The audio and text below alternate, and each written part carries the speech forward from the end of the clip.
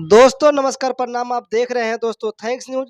इस तस्वीर को आप लोग ध्यान से देखिए। इस तस्वीर में आपको भोजपुरी के सुपरस्टार यश कुमार नजर आ रहे होंगे। दोस्तों अब आप लोगों के मन में एक सवाल आ रहा होगा कि यश कुमार भैया इस तरीके से होठलाली लगा करके, बिंदी साट करके, साड़ी पहन करके कहाँ घूम रहे हैं? ऐसा क्या हो गया यश कुमार के साथ में जो यश कुमार अब साड़ी पहनना शुरू कर दिए हैं?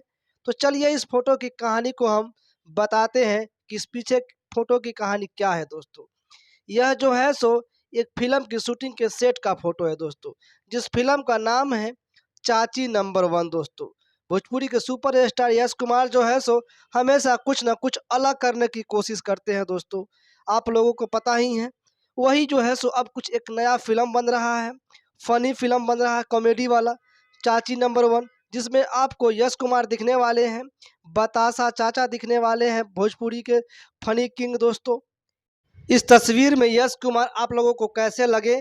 आप लोग कमेंट करके अपनी राय कमेंट बॉक्स में दीजिएगा। मिलते हैं फिर से नेक्स्ट अपडेट के साथ में। फिलहाल के लिए दोस्तों धन्यवाद।